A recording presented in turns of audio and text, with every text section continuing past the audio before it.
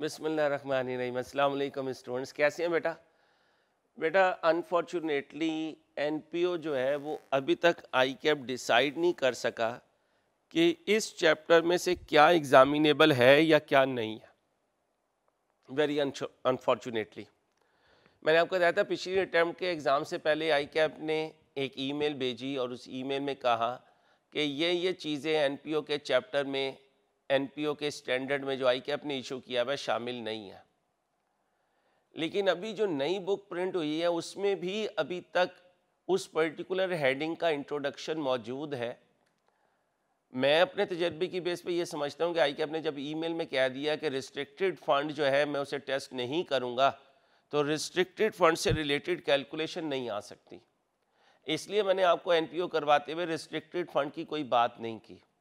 लेकिन अब माशाल्लाह जब आप इस लेवल पे हैं कि आपने सारा सिलेबस गो थ्रू कर लिया है और आपको अपने पे भी कॉन्फिडेंस है, अल्लाह के फजल से, अल्लाह का एहसान है, अपने टीचर पे भी ट्रस्ट है, अब मैं अपने बच्चों को कॉन्फिडेंस में लेते हुए कुछ बातें सिखा रहा हूँ और ये लेक्चर अपलोड करूँगा। आपने ध्यान से इसको एक दफ़ा अच्छे तरीके से गो थ्रू कर लेना है।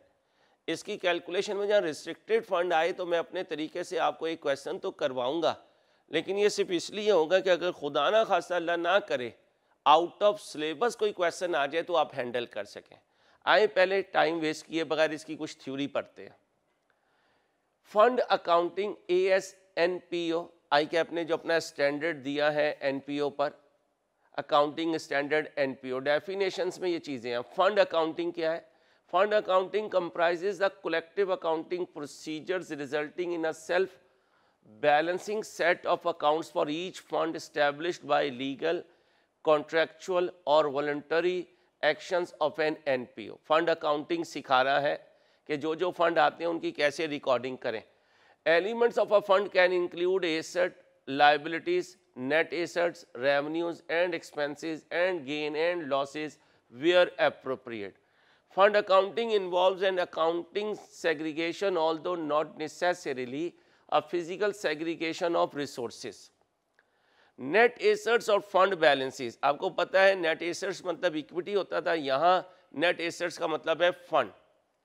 मे बी इंटरनली और एक्सटर्नली रिस्ट्रिक्टेड। इंटरनली रिस्ट्रिक्टेड, अब ये जो है ना एक्सटर्नली रिस्ट्रिक्टेड, इंटरनली रिस्ट्रिक्टेड, ये कंफ्यूजिंग हुआ है।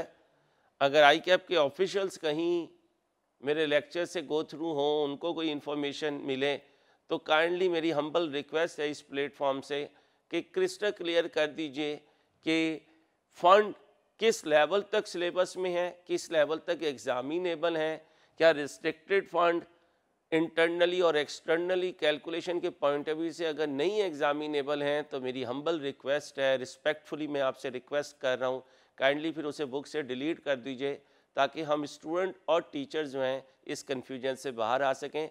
मुझे उम्मीद है कि काउंसिल मेंबर्स और एजुकेशन टीम इसको फोकस करेगी और कोई क्रिस्टल क्लियर जो है स्ट्रेटजी हम टीचर्स के लिए भी और स्टूडेंट्स के लिए भी प्रोवाइड करेगी। Internally restricted net assets or fund balances are often referred to as reserves or appropriations. Internally restricted का मतलब जो मैनेजमेंट खुद डिसाइड कर रही है। Restrictions are stipulations imposed that specify how resources must be used. यहाँ मैं आपको सिखा चुका हूँ, एक एसेट रिलेटेड फंड होता है और एक रेवेन्यू एक्सपेंस रिलेटेड फंड होता है। वो भी एक तरह की रिस्ट्रिक्शन होती है, लेकिन वो इंटरनल रिस्ट्रिक्शन होती है। External restrictions are imposed from outside the MPO, usually by the contributor of the resources. Internal restrictions are imposed in a formal manner by the NPO itself, usually by resolution of the board of directors, council, board of trustees. Internal restriction management लगाती है, external restriction donors या contributors लगाते हैं या regulatory bodies लगाती हैं। An NPO that uses fund accounting in its financial statement should provide a brief description of the purpose of each fund reported. There are two methods of fund accounting. Deferral method discussed later in this chapter. हमने जो NPO किया हुआ है बेटा वो deferral method से ही किया हुआ है, जिसमें हम कहते हैं कोई फंड आ गया है, अब अगर एसेट में इस्तेमाल हो तो जैसे जैसे एसेट बने एसेट को डेबिट करते जाएं, ठीक है, और कैश को क्रेडिट करते जाएं, और अगर एक्सपेंस से रिलेटेड है तो फंड को डेबिट करें और कैश को क्रेडिट करें। एंड रिस्ट्रिक्टेड फंड्स, इसके लिए आई कैप की ईमेल है कि ये एग्जामिनेबल नहीं है, नॉट एग्जामिनेबल, देखें यहाँ पे भी लिखा हुआ है। लेकिन आगे मैं बुक में जाऊँ तो इसकी डेफिनेशन में रिस्ट्रिक्टेड फंड मौजूद है, जो हमें थोड़ा सा थ्रेड देता है कि क्या ये थ्योरी के पॉइंट ऑफ व्यू से एग्जामिनेबल है, न्यूमेरिकली एग्जामिनेबल नहीं है, या दोनों तरीके से एग्जामिनेबल नहीं है। In practice most companies use deferral method, वही जो मैंने आपको सिखाया हुआ है। जी बच्चों, एंडोर्समेंट फंड क्या होता है? An endowment fund is a self-balancing set of accounts which reports the accumulation of endowment contributions. Only endowment contributions and investment income subject to restrictions stipulating that it be added to the principal amount of the endowment fund would be reported as revenue of the endowment fund. Allocation of resources to the endowment fund that result from imposition of internal restrictions are recorded as internal fund transfer. मेरे दोस्तों, आसान लफ्ज़ों में इसे ऐसे समझें जैसे हम रिटेन अर्निंग से जनरल रिजर्व बनाते हैं। जैसे हम रिटेन अर्निंग से जनरल रिजर्व बनाते हैं, ऐसे ही मैनेजमेंट कुछ डिसाइड कर सकती है कि ये पर्टिकुलर अमाउंट उठाकर मैंने इस एंडोर्समेंट फंड में रख देनी है, मसलन रिसर्च की एक्टिविटी के लिए रख देनी है, और फिर जब रिसर्च होगी तो मैं इस एक्टिविटी से पैसे इस्तेमाल करूंगी। इस तरीके से हम इसे कह रहे होते हैं एंडोर्समेंट फंड। रिस्ट्रिक्टेड फंड क्या है? मैंने सिखाया भाई, एसेट रिलेटेड भी होता है और एक्सपेंस रिलेटेड भी होता है। कभी इंटरनली होगा, कभी एक्सटर्नली। एक्सटर्नली में जो डोनर या कंट्रीब्यूटर होता है वो रिस्ट्रिक्शन लगा देता है, या रेगुलेटरी बॉडी रिस्ट्रिक्शन लगा देती है। A restricted fund is a self-balancing set of accounts, the elements of which are restricted or relate to the use of restricted resources. Only restricted contributions other than endowment contribution and other externally restricted revenue would be reported as revenue in a restricted fund. इसका मतलब है ये endorsement fund एक तरह का journal routine हो जाती है, जिसमें आप किसी पर्टिकुलर हेड के लिए कुछ कंट्रीब्यूशन अटैच कर देते हैं।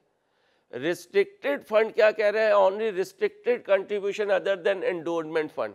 इसका मतलब है एंडोर्समेंट फंड से के लिए जो पैसे आते हैं वो इन रिस्ट्रिक्टेड कंट्रीब्यूशन का पार्ट नहीं होते, और जो एक्सटर्नली रिस्ट्रिक्टेड रेवेन्यू है वो भी इसका पार्ट नहीं होते। Allocation of resources that result from the imposition of internal restrictions are recorded as inter-fund transfers to the restricted funds. General fund ये हम पढ़ चुके हैं, जो नॉर्मल फंड होता है उसे जनरल फंड कहते हैं। General fund is a self balancing set of accounts which report all unrestricted revenue and restricted contribution for which no corresponding restricted fund is presented. The fund balance represents net assets that are not subject to externally imposed restrictions. यानी बाहर से अगर कोई restriction है तो वो वाला fund इसमें शामिल नहीं होता। अब देखिएगा जरा, एग्जाम्पल है ABC, कहते हैं इसमें बताएं कौन सा फंड है। A professional body of accountant, the NPO sets up a fund for financial support of deserving students. Organisation ने अपनी ही ऑर्गेनाइजेशन में एक फंड निकाल के रख दिया कि हम डिजर्विंग स्टूडेंट को सपोर्ट करेंगे। For this purpose 100 million have been allocated that will be invested and 80% of the investment income shall be used for student support and 20% of income shall be added to fund investment. बात को समझिए हम, 80% जो income आएगी वो कहाँ जाएगी? दोबारा इस फंड में ऐड हो जाएगी, और 20% आप क्या कर सकते, 80% जो है वो इस्तेमाल हो जाएगी, 20% इसी अमाउंट में दोबारा जमा हो जाएगी। ये है एंडोर्समेंट फंड। ये क्या है? जिस फंड में से आपने इन्वेस्टमेंट की उससे पैसे आएंगे, जो इनकम आएगी उसी मकसद के लिए खर्च होगी जिस मकसद के लिए ये एंडोर्समेंट फंड बनाया गया, और 20% आपने कहा है कि दोबारा इसी में री इन्वेस्ट कर देंगे। The fund investment shall not be available for use by the NPO for its operation and the NPO shall preserve the principal amount of fund. तो फिर एंडोर्समेंट फंड क्या बना? किसी पर्टिकुलर मकसद के लिए आपने अपने ही पैसों में से इसका रिजर्व बना लिया, उन पैसों को कहीं इन्वेस्ट किया, इन्वेस्टमेंट करके अमाउंट आई, एक अमाउंट उस मकसद के लिए लगा दी, एक सर्टेन परसेंटेज दोबारा उस एंडोमेंट फंड में ऐड कर दी, ताकि आहिस्ता आहिस्ता एंडोमेंट फंड में इन्वेस्टमेंट बढ़ती चली जाए। ये देखिए फर्स्ट आंसर क्या है, एंडोमेंट फंड। क्लियर है भाई, आगे चलते हैं। A healthcare NPO has raised money through special marketing drive in which overseas contributors deposited $100 each in a Save a Life Fund account. क्या बन गया, Seva life fund account. The contribution shall be use for the NPOs routine operation. ये देखें कौन सी operations, अब बताएं कौन से फंड से रूटीन ऑपरेशंस होते हैं, जनरल फंड से होते हैं। Which focuses on providing life saving drugs to patients who can not afford the, तो जब जनरल रूटीन में आप पैसे इस्तेमाल कर सकें तो उस फंड को क्या कहते हैं, एंडोमेंट फंड, नहीं जनरल फंड। एंडोमेंट फंड किसे कहेंगे, किसी पर्टिकुलर रीजन के लिए आपने खुद से फंड बना लिया, उस पैसे को इन्वेस्ट किया, उससे कमाई की, कमाई को उस मकसद में लगाया जिस मकसद के लिए वो फंड बनाया था, और खुद ही डिसाइड कर लिया कि इतनी इनकम हम दोबारा इस फंड में ऐड कर देंगे, तो फिर ये सेकंड रूटीन ऑपरेशन के लिए तो क्या बन जाएगा, जनरल फंड। अब आए सी। An educational NPO has set up a fund for development of new school in nearby rural area. The fundraising drive has been successful as many people have contributed for the cause. किस लिए ले रहे हो पैसे भाई, ये देखो किस लिए ले रहे हो, नया स्कूल बनाने के लिए। The fundraising clearly stated that the funds so raised shall only be used for construction and operation of, अब बताओ भाई ये रिस्ट्रिक्टेड फंड है या अनरिस्ट्रिक्टेड, रिस्ट्रिक्टेड फंड है, आप सिर्फ स्कूल के लिए इस्तेमाल कर सकते हैं। तो फिर जो मैंने एसर रिलेटेड फंड कहा था और एक्सपेंस रिलेटेड फंड कहा था वो कौन सा फंड है, वो रिस्ट्रिक्टेड फंड है। इंटरनली भी हो सकता है और एक्सटर्नली भी। जनरल पर्पस के लिए कोई कंट्रीब्यूशन डोनेशन आ रही है, जनरल फंड। किसी पर्टिकुलर मकसद के लिए आ रही है, आने वाली अमाउंट को इन्वेस्ट कर रहे हो, उसी में से उस पर्पस के लिए भी इस्तेमाल करोगे और थोड़ा सा दोबारा उसमें रिटेन करोगे, यानी यहां आप फंड को खत्म नहीं करोगे, वापस उसमें पुट करोगे। यहां आप जितना आया सारा स्कूल में लगा दें, आपको कोई रोकने वाला नहीं है। भाई क्लियर है। तो ये अगर आप एग्जांपल आई कैप की 1 मेरी बुक के से कर लेंगे तो इंशाल्लाह एमसीक्यू अगर आ गया कि एंडोमेंट फंड है, जनरल फंड है या रिस्ट्रिक्टेड फंड है, तो इंशाल्लाह आउट नहीं होगा, अल्लाह ने चाहा तो। आगे चलते हैं। Statement of changes in net assets. बेटा net assets mean equity. Statement of changes in equity मैंने आपको प्रॉफिट सीकिंग ऑर्गेनाइजेशन के लिए सिखाया।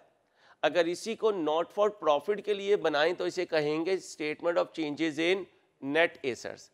अब प्रॉब्लम ये है statement of changes in net assets में रिस्ट्रिक्टेड फंड भी आता है और आई कैप कह रहा है कि रिस्ट्रिक्टेड फंड एग्जामिनेबल नहीं है।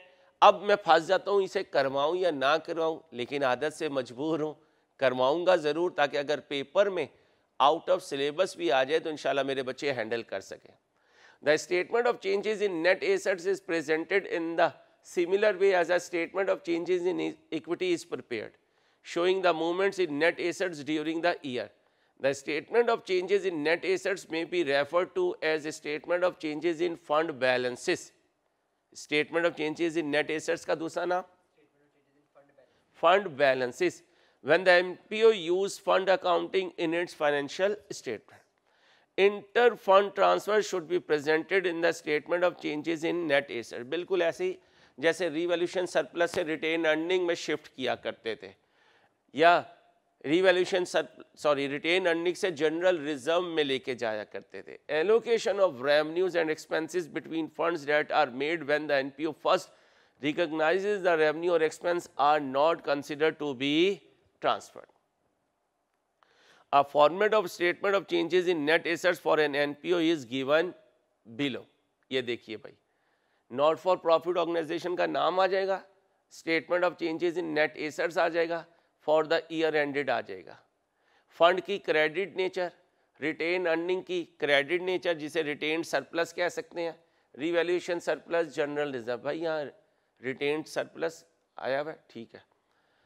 अब फंड अनरिस्ट्रिक्टेड, हम इसे जनरल फंड कह देंगे, फिर एंडोमेंट फंड, फिर स्पेशल फंड, रिसर्च के लिए कर लिया, नीडी पीपल के लिए कर लिया, फिक्स एसेट फंड। अब ये जो स्पेशल फंड है ना बेटा, इसको एक्सपेंस फंड भी कह सकते हैं, क्योंकि रिसर्च भी एक्सपेंस होता है। ओपनिंग बैलेंस होगा, सरप्लस ऐड करेंगे।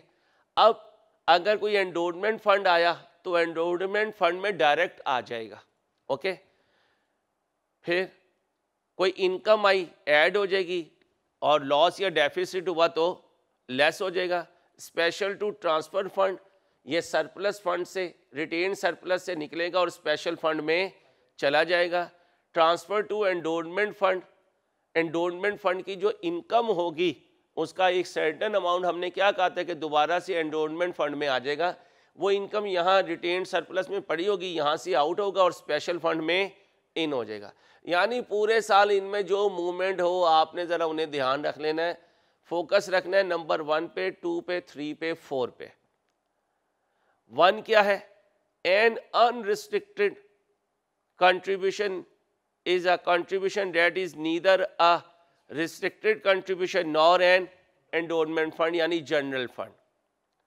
जिसने इतनी आसानी पैदा की, अल्लाह उसके लिए आसानी पैदा करे, बगैर मेहनत के उसे कामयाब करे, उसे दीन दुनिया की कामयाबियाँ दे, खुशियाँ दे, वो दुनिया में नाम रोशन करे। मेरे सारे बच्चे FR1 के जितने भी ये लेक्चर लें, अपने उस्ताद की रिक्वेस्ट पे उस अनजाने नाम के लिए दिल से दुआ कीजिएगा। जब भी अपने पास होने की दुआ मांगें, अपने पेरेंट्स को अपनी दुआ के लिए कहें तो सर के लिए कहीं ना कहें मेरे इस बच्चे के लिए ज़रूर दुआ कीजिएगा। अल्लाह इसे दीन दुनिया की सारी कामयाबियाँ दें, दुनिया में भी इसे लोगों का इमाम बनाए, उम्मत का इमाम बनाए, आखिरत में भी इसे जन्नतियों का सरदार बनाए इंशाल्लाह। जज़ाकल्लाह मेरे बच्चों, दुआओं में याद रखना इस खास मेरे बच्चे को। एंडोमेंट फंड क्या है? Endowment contribution is a type of restricted contribution subject to externally imposed.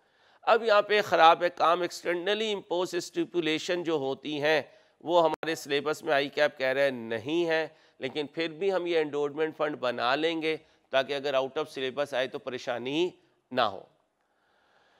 फिर मेरे बच्चों नंबर 3 क्या है? रिस्ट्रिक्टेड कंट्रीब्यूशन, वो बता रहा है या एसेट के लिए देगा या एक्सपेंस के लिए। और नंबर 4 क्या है? Fix asset.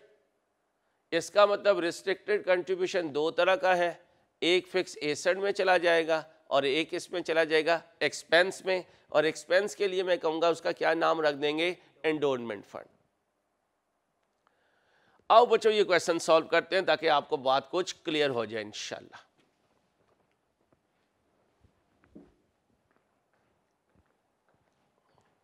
क्वेश्चन देखिए, शाबाश।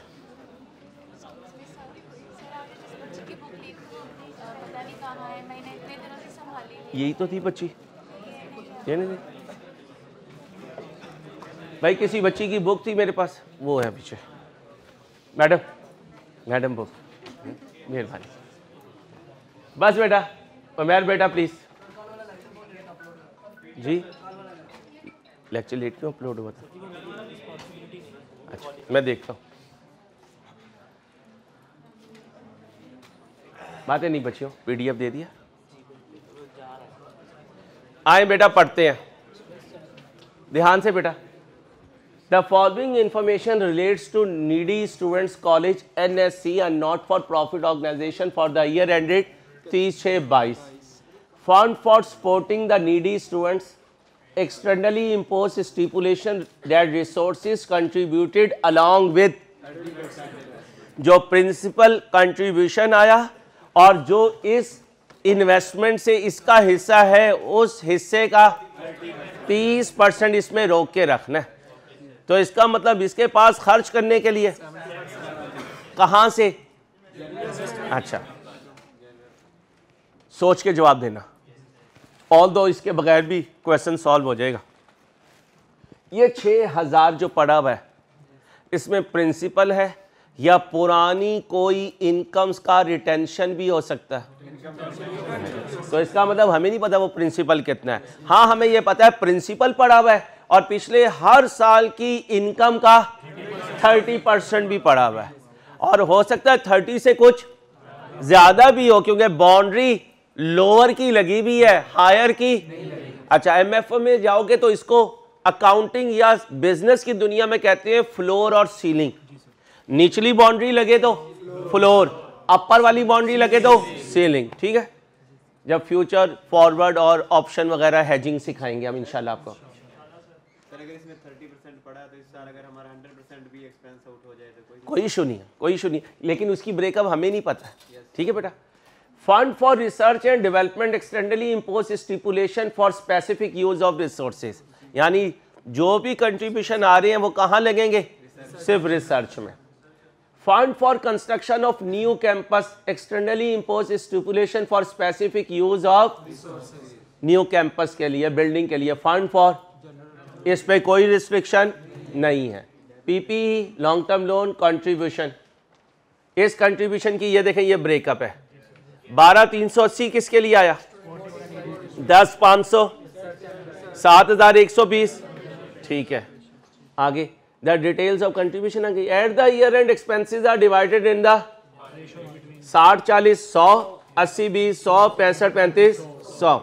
30% of surplus will be transferred to research fund from general fund surplus, ये लिखा हुआ है 30% ऑफ, यानी जो उसके पास आज तक की पोजीशन है उसका 30% नहीं। पढ़ो क्या है? अच्छा यहां सुनो, एक बुक देख रहा था किसी और बॉडी की है, अगर यहां डेफिसिट आ जाए जनरल में तो डेफिसिट ट्रांसफर नहीं करना, क्या ट्रांसफर करना है? तो लिख लो डेफिसिट आ जाए तो इसका मतलब जीरो ट्रांसफर, डेफिसिट आ जाए तो जीरो ट्रांसफर।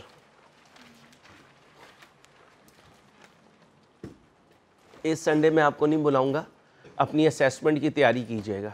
ठीक है,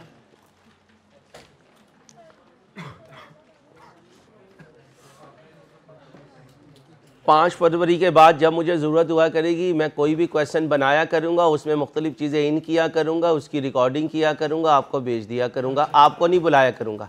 उससे होगा क्या कि उस दिन मैं आपको कहा करूँगा ये क्वेश्चन आ रहा है 2 घंटे तक इसे सॉल्व करके रखो, आप सॉल्व करके रखा करेंगे, फिर उसी क्वेश्चन की आपको क्या मिला करेगी? वीडियो मिला करेगी, आप वहीं पे बैठ के देखेंगे मैंने कितना ठीक किया कितना गलत किया। अगर इस तरीके से आप फरवरी में मेरे साथ चलते रहेंगे तो इंशाल्लाह पेपर वाले दिन कोई टेंशन की बात नहीं है, और मेहनत कभी ज़ाया नहीं होती, ये भी लाइफ में याद रखिएगा। कोई बच्चा कहे ना मैं 30 पे फेल हो गया, मैंने बड़ी मेहनत की थी, तो उसे जूता उतार लेना चाहिए टीचर को, साथ वाले रूममेट को भी लगा लेनी चाहिए। 49-48 पे भी इसलिए रिस्क हो रहा है, इसका मतलब पूरी तैयारी नहीं की भाई।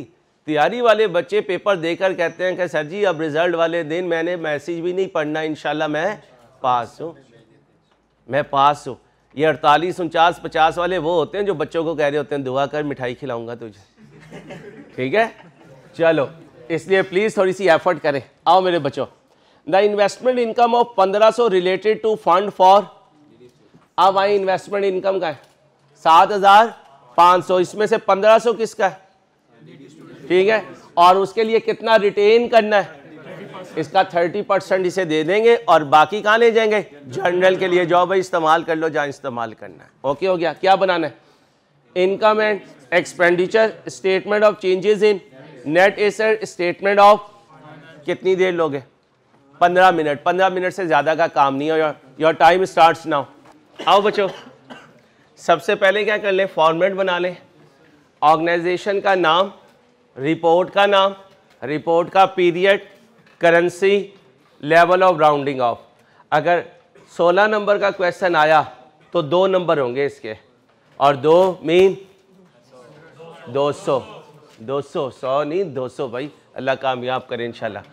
बच्चे का क्वेश्चन था कि पहले आप एक इनकम एंड एक्सपेंडिचर बनाते थे, अब आपने कॉलम वाइज बनाना शुरू किया। स्टैंडर्ड कहता है अगर क्वेश्चन में या ऑर्गेनाइजेशन जो है वो कई तरह के फंड्स लेकर मूव कर रही है तो फिर आपने फंड वाइज कंट्रीब्यूशन निकालना है, फंड वाइज आपने सरप्लस या डेफिसिट निकालना है। ठीक है, तो क्वेश्चन की डिटेल आपको बता दिया करेगी कि एक फंड है या कई फंड्स हैं। अगर कई फंड्स हैं तो कॉलम वाइज बनाएंगे। सबसे पहले आ जाए कंट्रीब्यूशन की ब्रेकअप में, कितने फंड्स में कंट्रीब्यूशन आया? 3 में। नीडी स्टूडेंट्स की स्पोर्ट फंड में कितना आया? 12,380। रिसर्च फंड में 10,500। जनरल में 7,120। टोटल 30,000। अब आपके पास पैसे पड़े हुए हैं, अभी कहीं कंजम्पशन नहीं हो रही, हाथ में रखोगे आइडल रहेंगे। क्या रहेंगे? आइडल। कॉस्ट पढ़ रहे हो? टीचर ने शॉर्ट टर्म डिसीजन मेकिंग सिखा दी, रेलिवेंट कॉस्टिंग सिखा दी, अपॉर्चुनिटी कॉस्ट सिखा दी।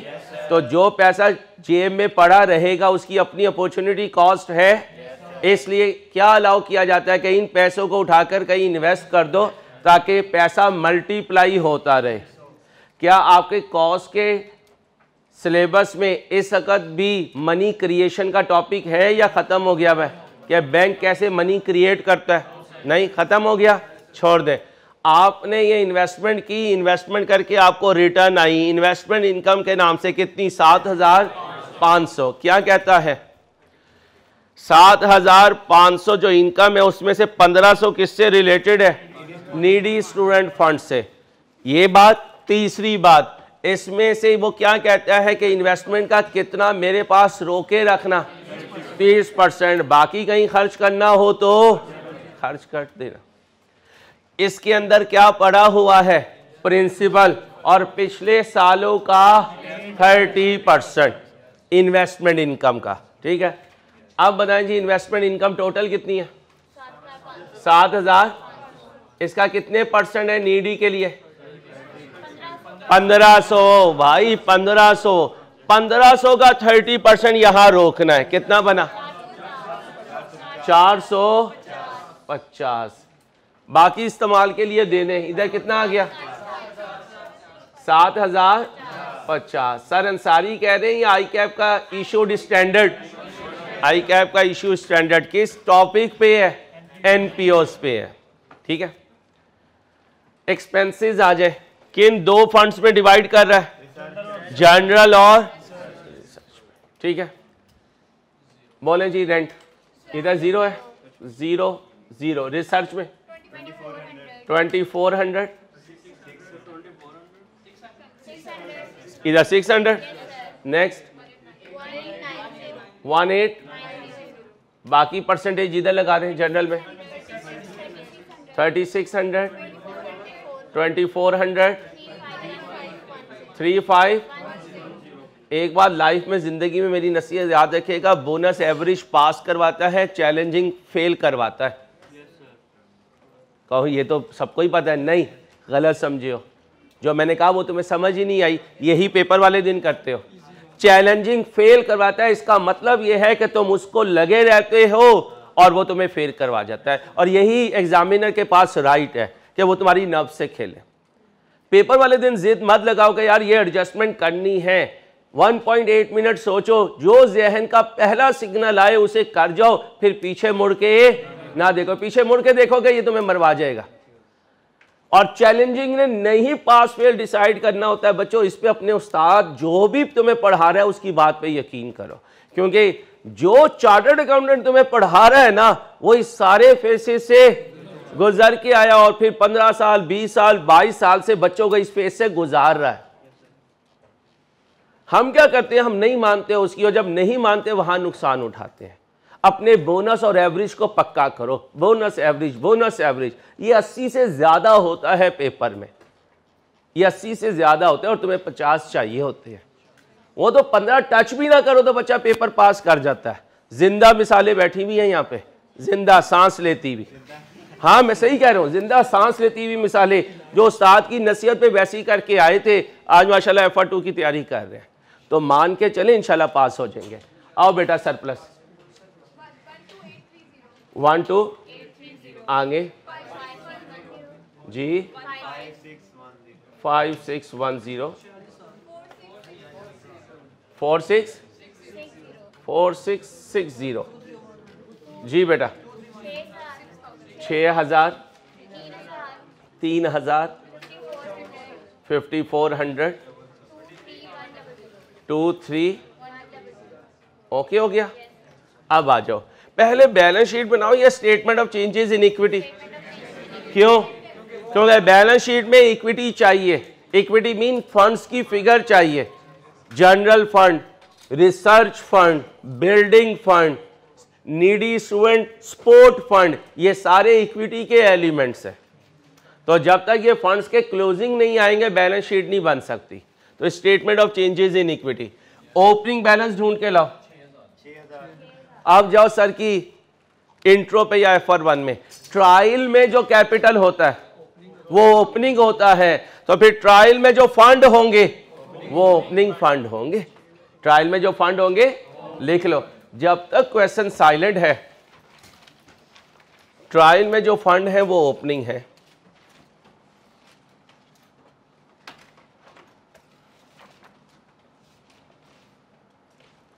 और फरवरी में कभी वीडियो भेजें तो ये नहीं कहना बस कर जान छोड़, ठीक है? बस वीडियो सुनते रहना, इंशाल्लाह पास के करीब चले जाओगे, पास हो जाओगे। वीडियो नहीं कोई मिस करनी।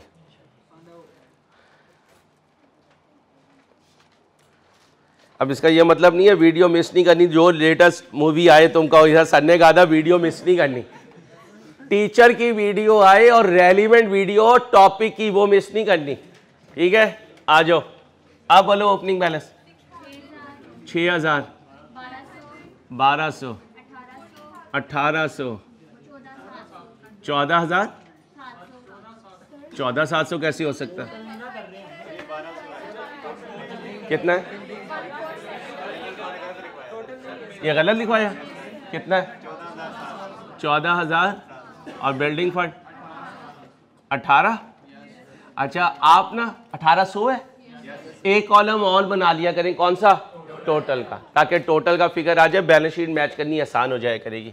सरप्लस पे आए 12830 जी बचे 5610 4660 नॉट एप्लीकेबल। अब सुनना, अभी थोड़ी देर के बाद इस नॉट एप्लीकेबल के ताबूत के अंदर बंद करके कील ठोक के बेच दूंगा। अभी बेच दूंगा, लेकिन जब बेचूंगा तो यहां तब्दीली आ चुकी होगी। पहले उस तब्दीली का रूल लिखवाऊंगा, फिर यहां से नॉट एप्लीकेबल खत्म करूंगा। अभी तक ये not applicable as it is है। आगे चले, ट्रांसफर का क्या रूल है? कहता है 30% of the general fund surplus कहां बेच दो? रिसर्च में। सरप्लस फॉर द ईयर पकड़ना है। कितना है? लगाएं इसका कितने परसेंट? लगा दें 30%। 13 इधर जमा हो जाएगा और इधर 1398। अच्छा, कुछ बच्चे क्या कहते हैं, यहां परसेंटेज लगा दो, कोई मसला नहीं। कितने परसेंट? 8 और बोलो 30%। अच्छा, अब भोले तो भोले होते हैं और भोलियां भी भोलियां होती हैं। वो क्या कहेंगे, सर एग्जामिनर को कैसे पता चलेगा मैंने यहां से आउट किया, यहां इन किया? यहां ब्रैकेट है तो आउट हुआ और यहां प्लस है तो इन हुआ। तो आपने एग्जामिनर के कैलिबर को नहीं सोचना कि यार उसका कैलिबर कैसे होगा, अपने की फिक्र करो, ठीक है? आ जाओ 18830 8208 17962 ये 0 है 1800। ओके हो गया।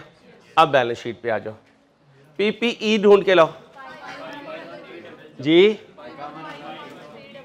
5 3 आए जी। नीडी स्पोर्ट फंड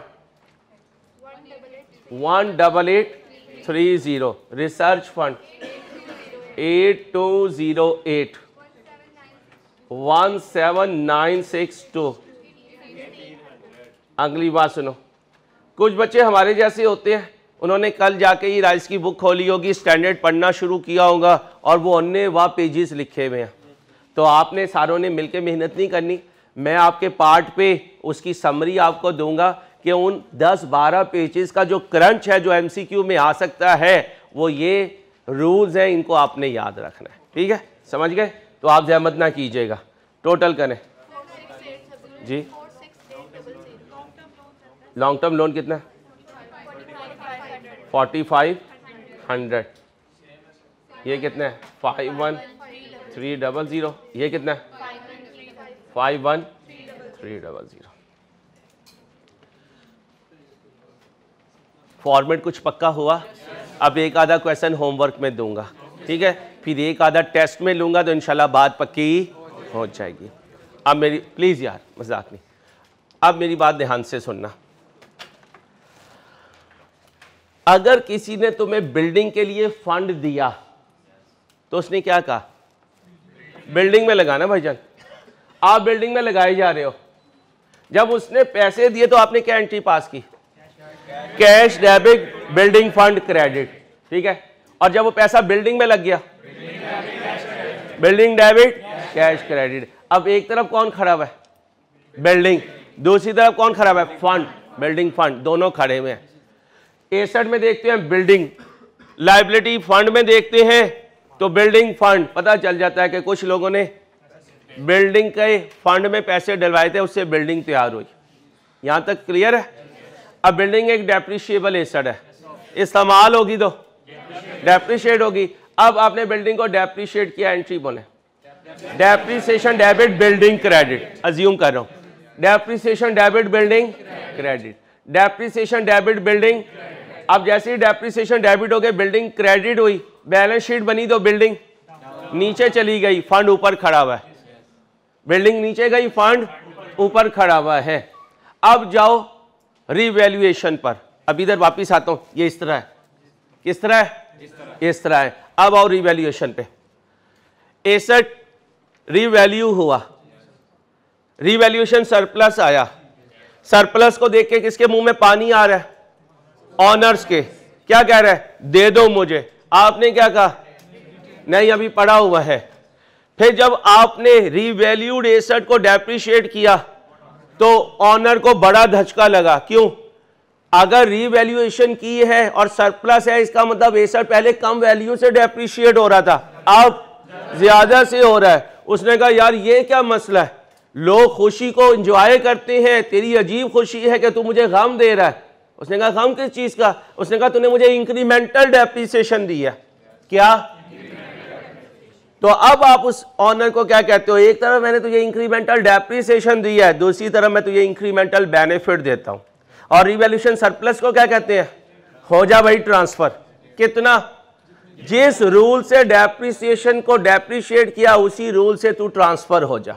ओके भाई, ओके। तो फिर एक तरफ एसेट नीचे जाता है, दूसरी तरफ सरप्लस नीचे जाता है, या एक तरफ एसेट नीचे जाता है, रिटेन अर्निंग, और भाई एसेट नीचे जा रहा है, रिटेन अर्निंग ऊपर जा रही है। अब इधर आ जाओ, बिल्डिंग नीचे जा रही है, फंड यहां खड़ा है।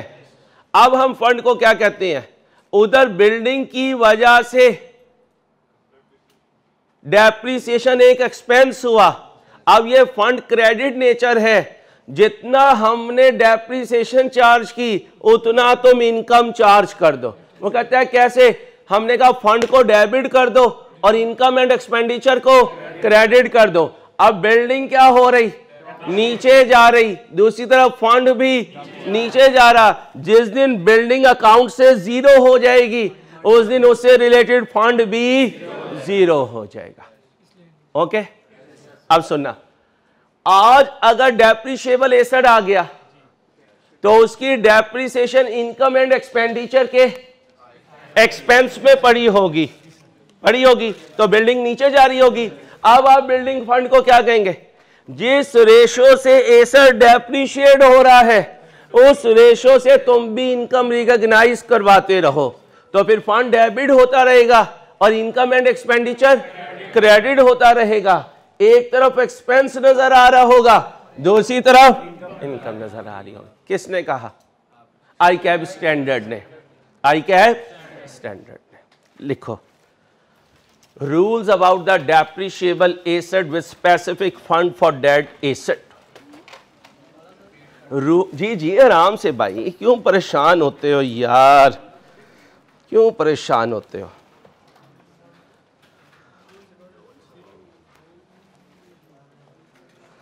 जितने तुमने पैसे दिए अगर उतना पढ़ाया तो अदल किया, जितने तुमने पैसे दिए उससे ज़्यादा पढ़ाया तो इकराम किया। तो हमने इकराम के जरिए चलना है, ठीक है। जितने दो उससे इतना लेके जाओ, तुमको यार ये तो सारी पूरे हो गए पैसे यार, ठीक है। चलो लिखो, परेशान नहीं होना। चलो ये पहले चीजें हैं जो मेरे से खाने पे तुले हुए हैं यार। चलो लिखो, क्या लिखा? Rule about the depreciable asset with specific fund for depreciable asset. Depreciable asset का रूल, जिस डेप्रिशिएबल एसेट के लिए स्पेसिफिक फंड दिया गया था। सुनो, अगर ये डेप्रिशिएबल एसेट स्पेसिफिक फंड से ना खरीदा जाता तो फिर ये वाला फंड होता ही ना। अगर ये फंड ना होता तो फिर कोई specific income and expenditure credit भी ना होता। फिर तो पैसे कहां से निकाल रहे हो? जनरल से, और जनरल किसी की कोई डिस्क्रिमिनेशन रखता ही नहीं है। ये कहानी तो क्यों बनी? स्पेसिफिक फंड की वजह से। और स्पेसिफिक नहीं बोलना, रिस्ट्रिक्टेड। आई कैप ने हमारे वर्ड्स को चेंज कर दिया। आई कैप का स्टैंडर्ड कहते हैं अंसारी, जहां तू स्पेसिफिक बोलता था वहां रिस्ट्रिक्टेड बोल, जहां जनरल बोलता था वहां अनरिस्ट्रिक्टेड बोल। भाई क्लियर है? चलो क्या लिखा?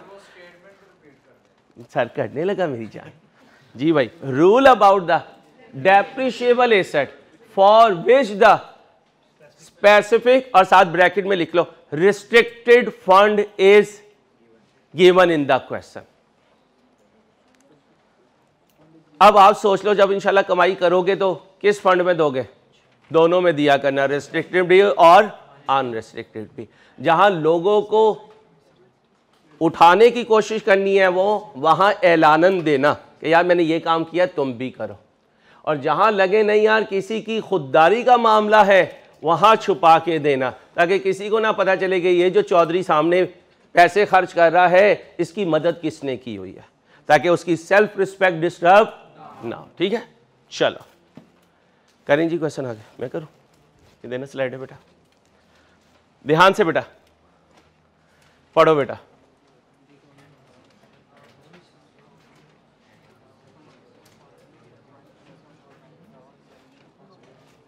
ध्यान से पढ़े, टेक योर टाइम।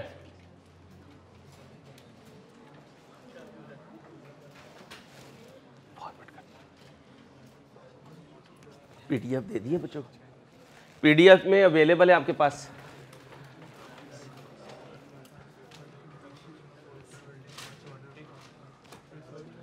देते रहें 2, 2.5, 3 घंटे का होमवर्क या कम कर दें?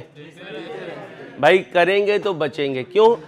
अगर मैं कम होमवर्क दूंगा तो उनकी तो फेवर हो जाएगी जो कम नहीं, ज़्यादा काम नहीं करना चाहते हैं, लेकिन वो डिस्करेज हो जाएंगे जो वाकई पहली अटैम्प्ट में पास होना चाहते हैं, ठीक है।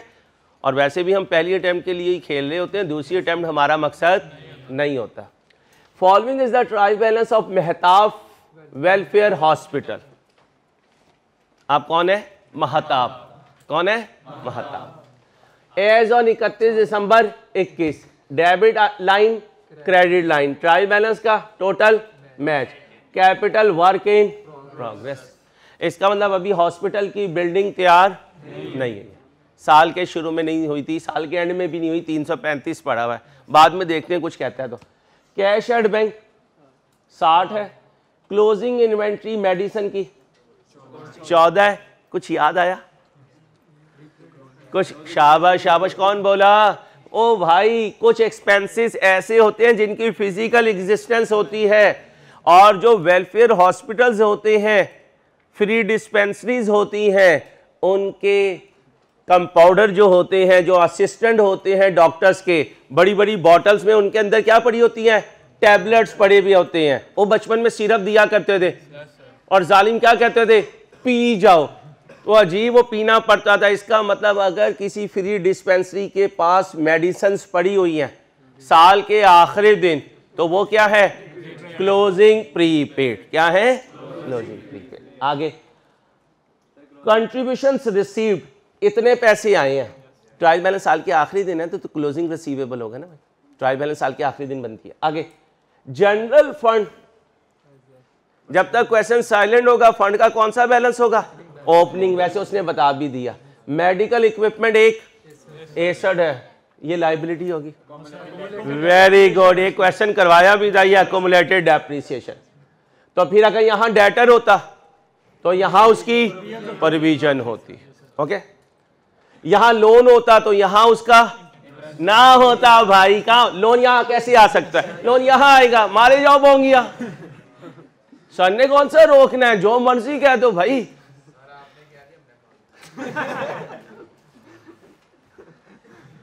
Medicines and supplies used, use का मतलब एक्सपेंस, यूज का मतलब एक्सपेंस, स्टॉक का मतलब प्रीपेड।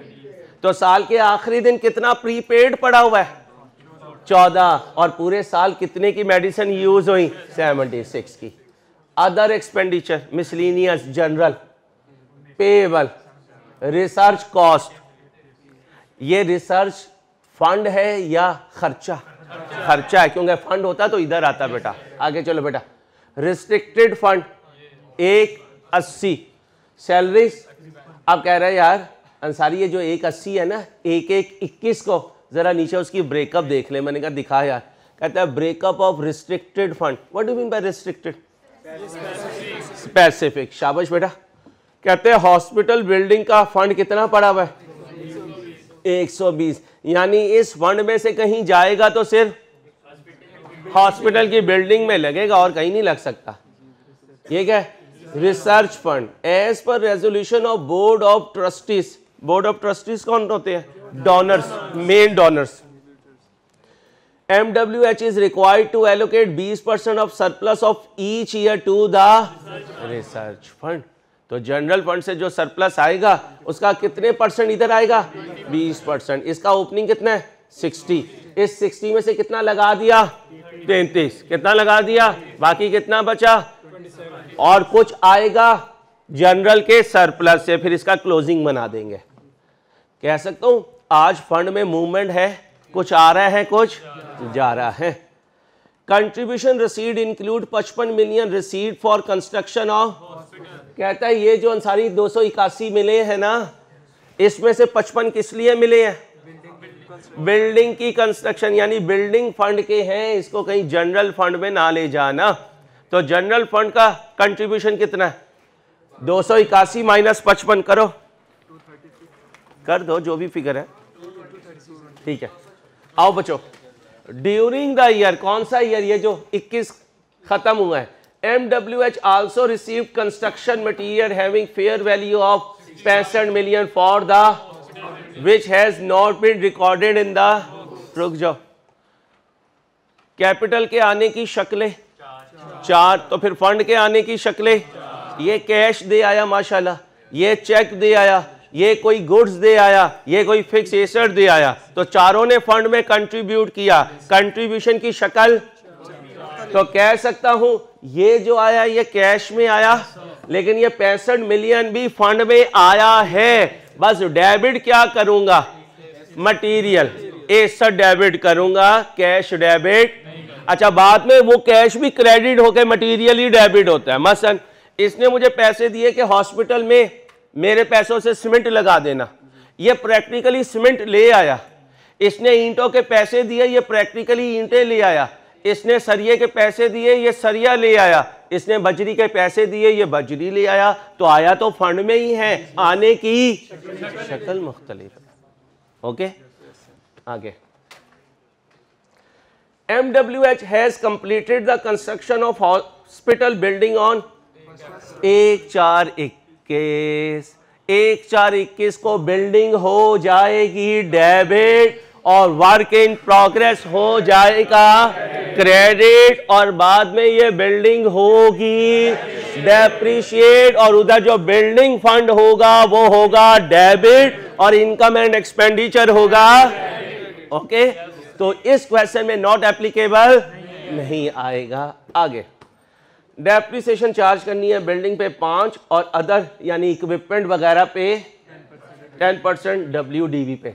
क्वेश्चन साइलेंट है, अक्यूमुलेटेड डेप्रिसिएशन नहीं है, तो किस पे खड़े हुए हैं?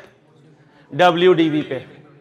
और ये देखें, ये इसकी जिंदगी का पहला साल है, तो जो होगा वो कॉस्ट ही होगी, तो कॉस्ट पे लगा देंगे।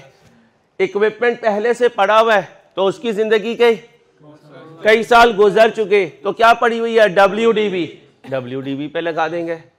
क्या बनाना है, इनकम एंड, और क्या बनाना है, कितनी देर लोगे, 15 मिनट ले लो। आप जरा शुरू करें, फिर मैं बना दूंगा आपके साथ, बोर्ड पे सॉल्व करूंगा इंशाल्लाह। 10 मिनट ट्राई करें ईमानदारी से,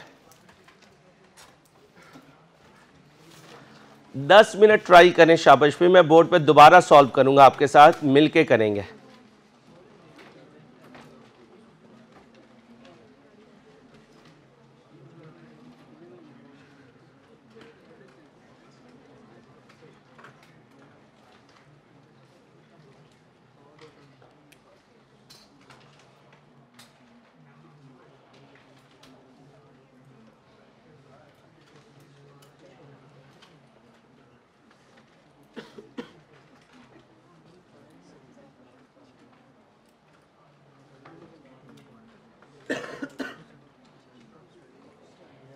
आओ भाई दोबारा सुनो। सबसे पहले कैपिटल वर्क इन प्रोग्रेस का अकाउंट बनाओ। बना लिया भाई, बना लिया, ठीक है। बिल्डिंग का अकाउंट बनाओ, फॉर्मेट, बिल्डिंग का लेजर बनाओ, बिल्डिंग का बना लिया। रिसर्च फंड का लेजर बनाओ, अभी बताऊंगा क्यों बनाया, कैसे हिंट मिला कि इन्हें बनाना चाहिए। ऐसे तो नहीं ना सर ने कहा बना दो तो बना दिया, हमें क्या पता सर आप ना होते तो हम ना बनाते तो हमारा क्वेश्चन कैसे सॉल्व होता। ये मैक्सिमम है स्टैंडर्ड का जो मैं बताने लगा हूं आपको। अब जरा देखें, जब साल शुरू हुआ तो कितने फंड पड़े हुए थे, 3। कौन कौन से, बैठ जाओ यार, बाकी मैं खुद कर लूंगा, बैठ जाओ बैठ जाओ, चल जी भाई, कितने मौजूद थे, 3। कौन कौन से, रिसर्च फंड। अब आए, कल भी बात हुई, नदीम ने भी पूछा, फिर पीछे एक बच्चे ने भी पूछा, क्या पूछा, सर रिसर्च फंड जो है जब आता है तो आप एंट्री पास करते हैं, क्या, cash debit, research fund credit, और सर जब इस फंड में से आप इस्तेमाल कर लेते हैं, रिसर्च फंड डेबिट कर देते हैं, कैश क्रेडिट कर देते हैं। फिर बात ये हुई कि सर ये फंड जहां इस्तेमाल हुआ वो चीज नजर क्यों नहीं आ रही, तो हमने क्या कहा, ये एक्सपेंस में इस्तेमाल हुआ, और एक्सपेंस साल के एंड में डिसअपीयर हो जाता है। और जो रिस्ट्रिक्टेड फंड है बिल्डिंग का, वो एसड में इस्तेमाल हुआ, और एसड जो है वो अपनी अपीयरेंस बाकी रखता है। लिखे, क्वेश्चन में 2 तरह के, जल्दी करें हमारा टाइम नहीं है इतनी स्टाइल से मेरी जान। क्वेश्चन में 2 तरह के फंड्स हैं, एक एसेट रिलेटेड है, ये नहीं चाहिए यार, लेजर चाहिए पहले, तू अपनी करता है यार।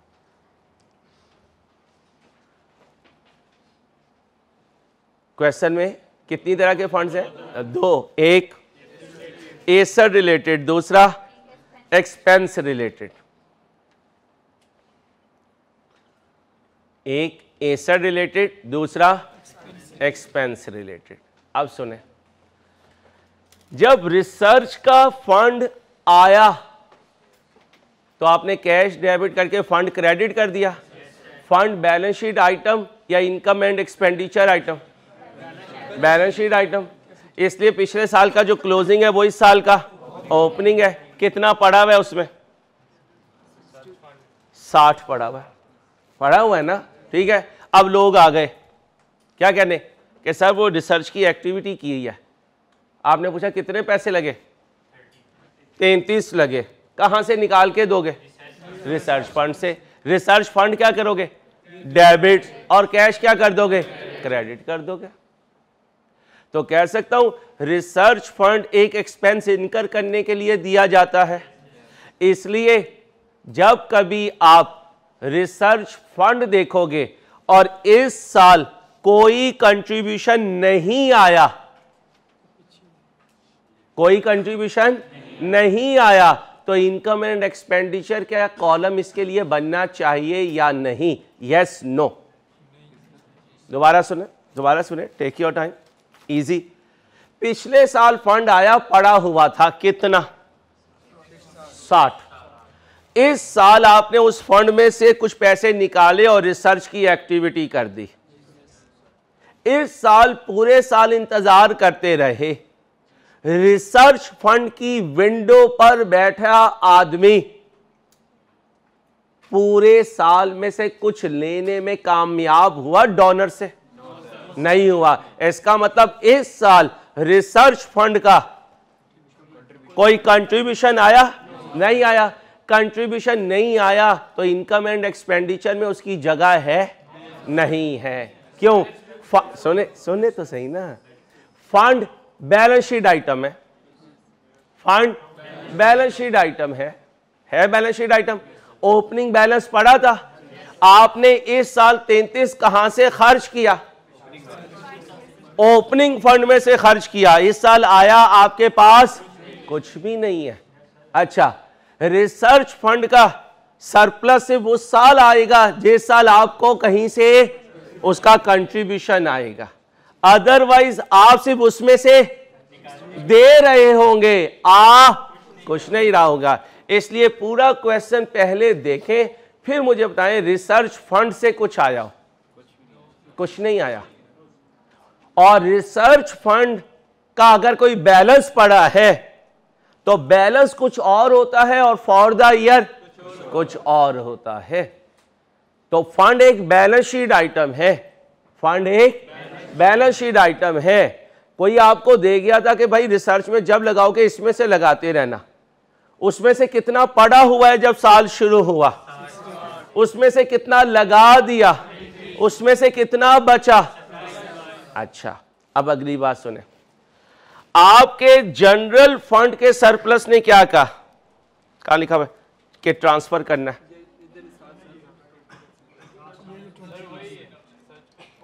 ये MWH is required to allocate 20% of surplus of each year to the, और ये किसने डिसाइड किया?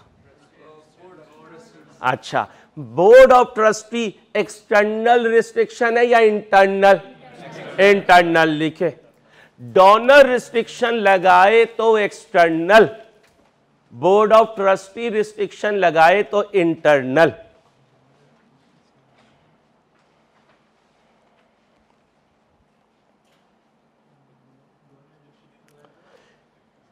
बोर्ड ऑफ ट्रस्टी रिस्ट्रिक्शन लगाए तो इंटरनल MCQ आ सकता है, और डोनर्स रिस्ट्रिक्शन लगाएं तो एक्सटर्नल। जो ऑर्गेनाइजेशन को रन कर रहे हैं वो बोर्ड ऑफ ट्रस्टीज हैं, ठीक है। और आप आए, आपने कहा यार अंसारी तुम ये ऑर्गेनाइजेशन रन कर रहे हो, इतने पैसे मैं कंट्रीब्यूट करना चाह रहा हूँ, तो आप एक्सटर्नल पार्टी। तो डोनर देते हुए बताता है कि आपने इसको कहाँ लगाना है, ठीक है। अब मुझे सोच के एक और जवाब दीजिए, ये 20% जनरल सरप्लस से जब मैं रिसर्च फंड में लेके जाऊंगा तो ये ऑर्गेनाइजेशन की इनकम या नहीं? नहीं इनकम। वेल डन, शाबाश, आ गया आपको। ये इनकम नहीं है सर। आपने एक इनकम कमाई, उसमें से थोड़ा सा निकाल के आपने रिसर्च वाले फंड में डाल दिया। अगर आप इसे दोबारा इनकम कहेंगे तो इसका मतलब है एक ही इनकम को दो दफा कह रहे हैं। या तो आप कहें कि रिसर्च ने कमाया, या आप कहें जनरल ने कमाया, और जो इसे दे रहा है असल तो उसने कमाया है, वो अपनी कमाई में से कुछ इसे दे रहा है, वो अपनी कमाई में से।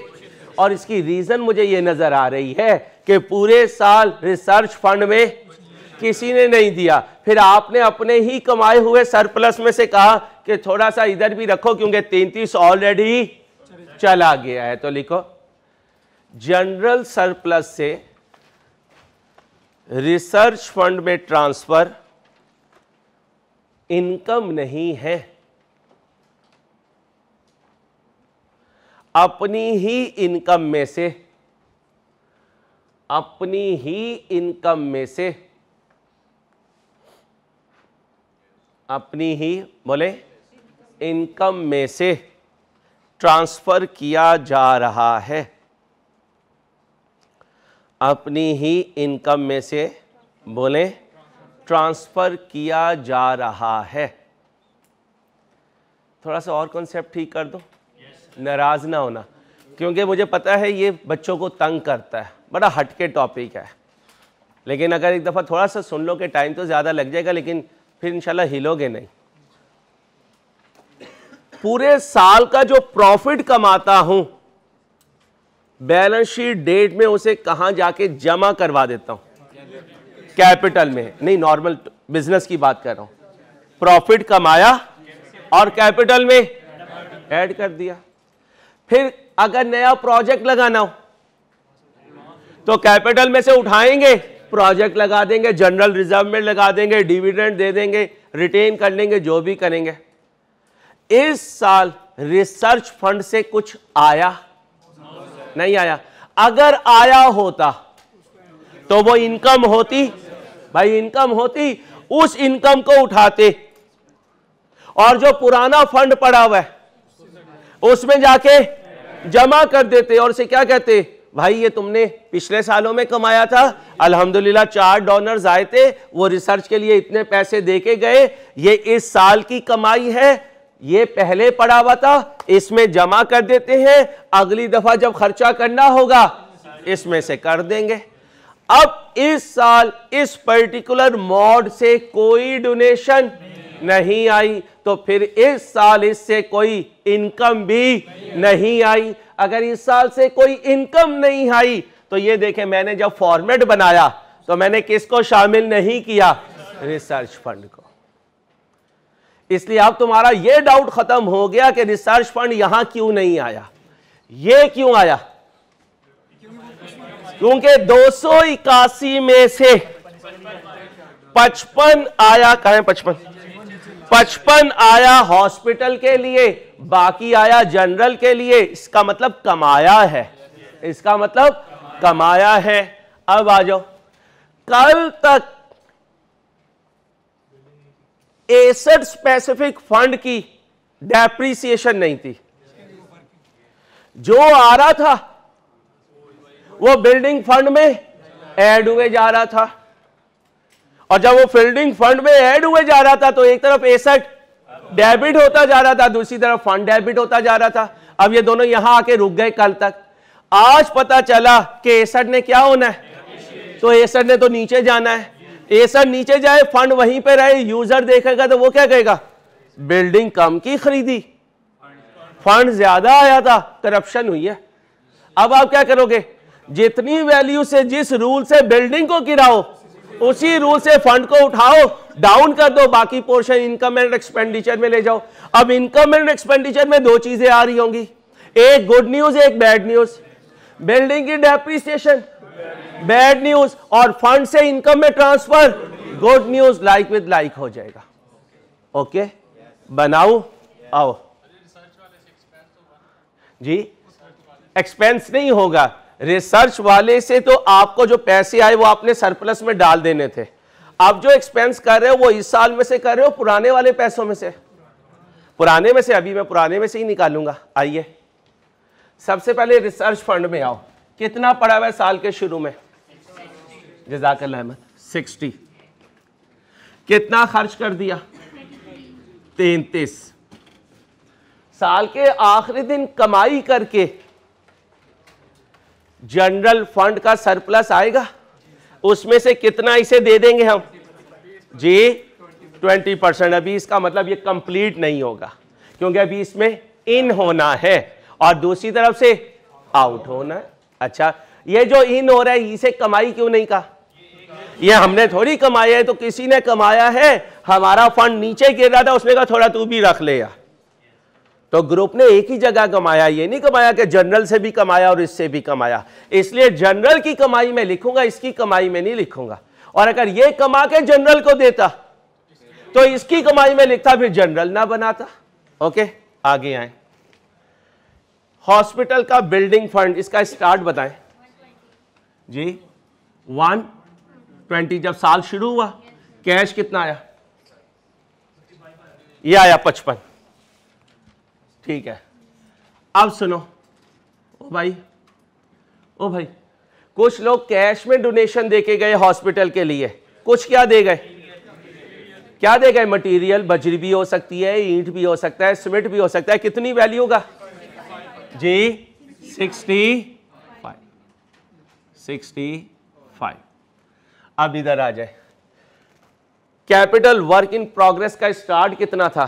कैपिटल वर्क इन प्रोग्रेस का स्टार्ट अनएडजस्टेड कह दे, स्टार्ट कह दे 335। जो मटेरियल देकर गए वो कितना है? 65। बिल्डिंग कितने की तैयार हुई भाई? कितने की तैयार हुई? 400 की। क्या एंट्री पास करूं? बिल्डिंग डेबिट और capital work in progress credit कितने से? 400 से। अब मुझे बताएं 120, 55, 65 ये क्या है? ये क्या है? ये हॉस्पिटल का बिल्डिंग फंड पड़ा हुआ है। हॉस्पिटल का बिल्डिंग फंड अभी भी पड़ा हुआ है। कितना बना? 240। ये हो गया। जाए साल देखें, साल के आखिरी दिन कितना है? क्लोजिंग कोई दिया भाई? नीचे नहीं दिया हुआ, आ जाए। अब सुनना, आज का जो मेरा क्रंच पॉइंट था, इधर बिल्डिंग डेप्रिशिएट होगी, उधर फंड इनकम बनेगा। यही कहा था। कितने की बिल्डिंग है? रेट बोले, फ्रैक्शन बोले, अमाउंट बोले, कितना बना? 15। बैलेंस सीडी बोले 385। कितना बना? 300। अब बताएं फंड में कितना पड़ा हुआ है? 240। इस पर इनकम में ट्रांसफर का रेट क्या लगाऊं? क्यों 5% लगाऊं? Like with like. फ्रैक्शन कितनी लगाऊं?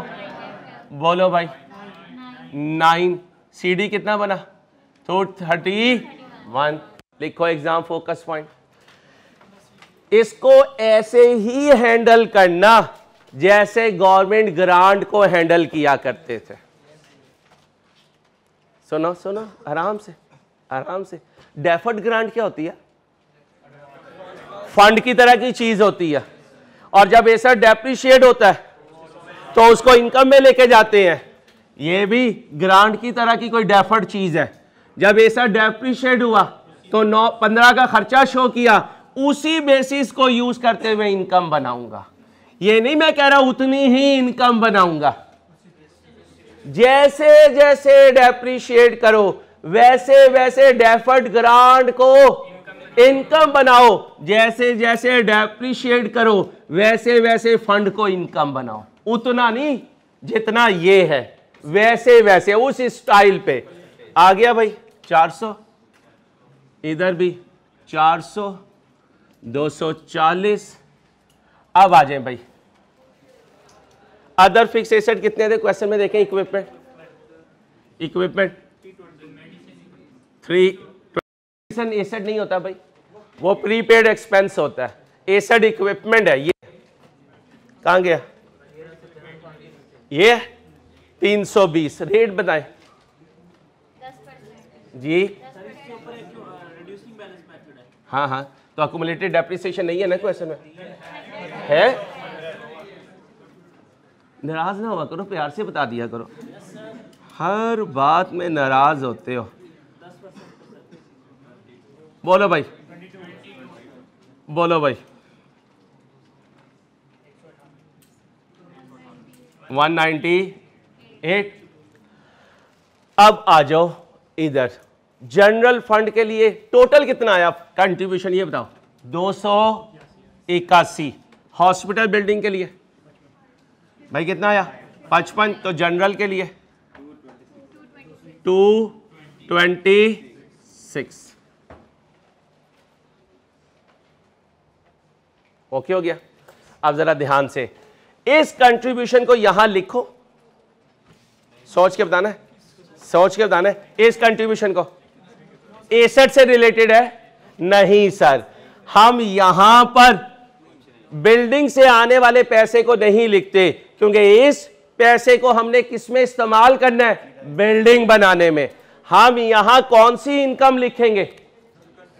ये 9, ये 9। और खर्चा कितना लिखेंगे? ये 15। इनकी ये दो चीजें होंगी, लिख रहे, भूल जाओगे, टेक्निकल स्टैंडर्ड है आई कैप का, लिख लो। एसेट रिलेटेड फंड से आने वाला पैसा नहीं लिखेंगे, क्या लिखा, एसेट फंड से आने वाला पैसा नहीं लिखेंगे, उसकी डेप्रिसिएशन, उसकी बोले डेप्रिसिएशन और फंड से ट्रांसफर लिखेंगे, उसकी डेप्रिसिएशन और फंड से बोले ट्रांसफर लिखेंगे। अब बताएं जी ट्रांसफर कितना लिखो, 9 लिखो, ट्रांसफर कितना लिखो, 9 लिखो। आगे आ जाए, एक्सपेंसेस सोच के बताइएगा, जनरल में लिखो, हॉस्पिटल बिल्डिंग में लिखो, जनरल में, बस हॉस्पिटल की डेप्रिसिएशन इसके कॉलम में लिखूंगा। बताएं जी मेडिसिन कितने की यूज हुई, मेडिसिन कितने की यूज हुई, 76। Other expenses 19, salaries 53। अब आ जाए भाई, मेडिकल इक्विपमेंट की डेप्रिसिएशन कितनी थी, 22।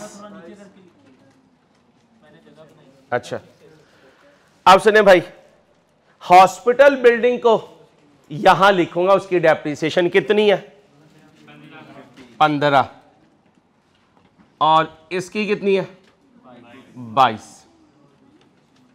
लो भाई जी, जी बेटा आए जी, जनरल फंड का बता दें प्रॉफिट, कोई आइटम रह ना जाए। हाँ, हॉस्पिटल बिल्डिंग के जो कंट्रीब्यूशन आया ये तो हम अपनी इनकम में लिखेंगे, इनकम में नहीं लिखेंगे, सिर्फ पैसे का आना लिखेंगे। तो कंट्रीब्यूशन की सूरत में पैसे जो आया तो इसको यहां लिखा है ना एसेट बनाने में, कितना, 56,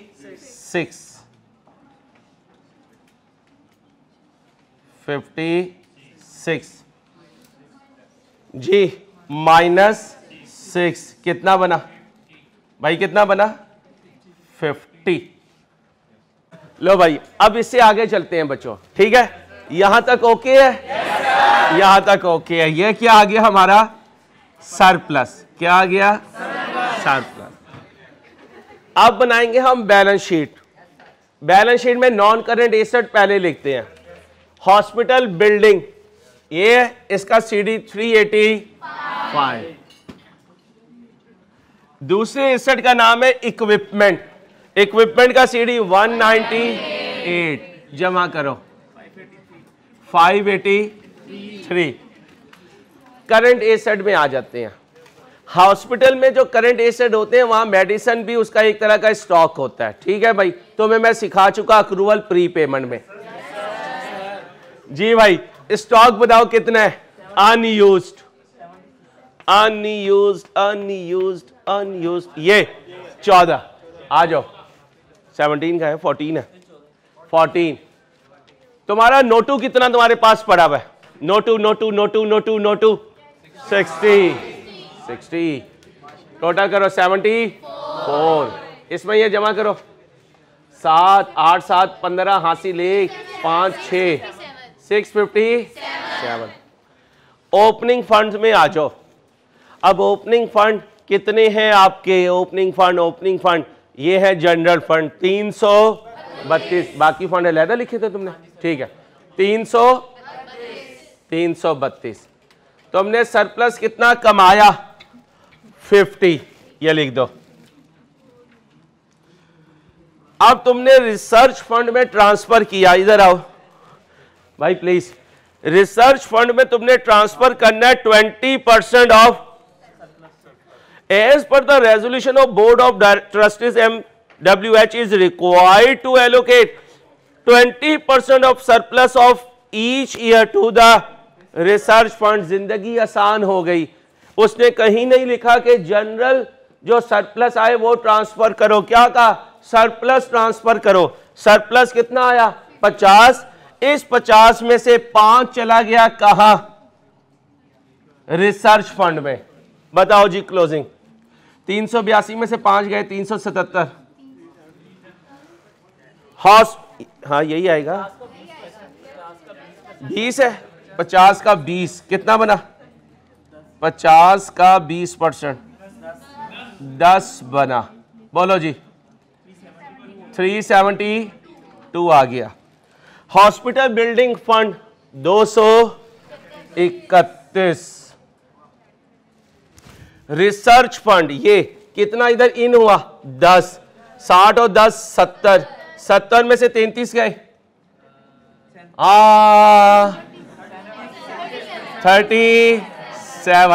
37 टोटल कर दो, नहीं कैसे टोटल कर दो, अभी पेएबल रहते हैं, आओ आ गया 17, बोलो एक वैसी जगह छोड़ी दे रहे, चाचू की जगह है ना जो जगह छोड़ता फिरता है। शहबाज शरीफ के बाद तू ही तो शरीफ है, टोटल कर 2 3 4 657। बैलेंस शीट बच्चों मैच होगी, अपना ख्याल रखिएगा, अल्लाह हाफिज़।